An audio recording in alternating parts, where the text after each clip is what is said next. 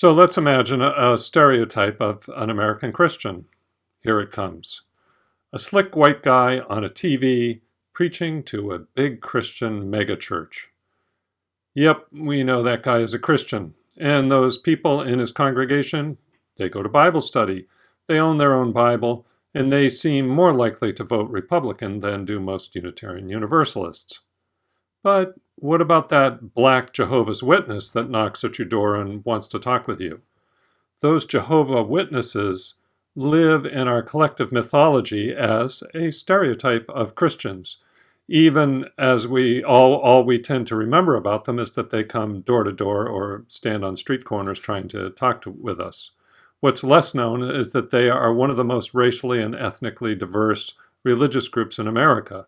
It's also interesting to note that they are not Trinitarians and they don't celebrate Christmas. Here's another stereotype of an American Christian that's immediately recognizable. The liberal do-gooder mainline Protestant. Barack Obama is one of these. Before he became president, he was a member of a United Church of Christ, or UCC, congregation in Chicago. The UCC is considered a mainline Protestant denomination.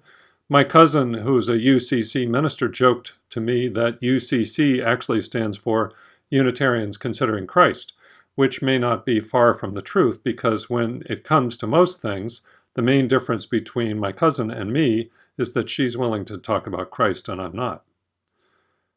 Another immediately recognizable stereotype of an American Christian, a black minister speaking out and protesting against the evils of racism.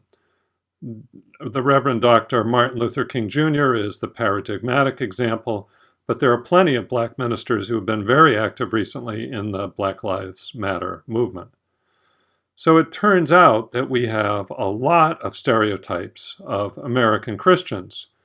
Don't forget the Amish farmer driving that buggy down the back roads of Pennsylvania. We know he's a Christian.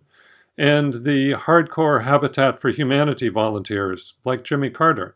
We know they're Christians. They all pray before they start working. And on and on and on. So it turns out we have a lot of stereotypes of American Christians. Unfortunately, at the moment, one of the most prominent stereotypes of an American Christian is the Christian nationalist, who wears a MAGA hat and waves a flag at a Donald Trump rally. The funny thing is that, according to some sociologists and some theologians, many of those Christian nationalists actually score low on religiosity. Many of them don't belong to a church, and many of them don't follow any typical Christian spiritual practices, except maybe they pray once in a while. I think that I'd argue that Christian nationalism, like its close relative, the prosperity gospel, is actually a new religious movement or alternative spirituality which is rooted in Christianity, but it's not clear whether it can in fact be classed with Christianity, with other Christians in the category of Christianity. It should also be noted that for anyone who has ever had a bad experience with a Christian, a prominent stereotype of an American Christian for that person is going to be whoever it was that gave them that bad experience. So what I hope to do is to pry you away from these stereotypes, both good and bad. Stereotypes are incredibly useful. We humans rely on stereotypes to help get us through day-to-day life. But stereotypes are also limiting. By limiting our understanding of American Christians to 4 or 5 stereotypes, that can blind us to the wild diversity of American Christians and American Christianity. American Christians are diverse in belief. Beliefs range from Christian atheists, yes, that is a thing, to fundamentalists.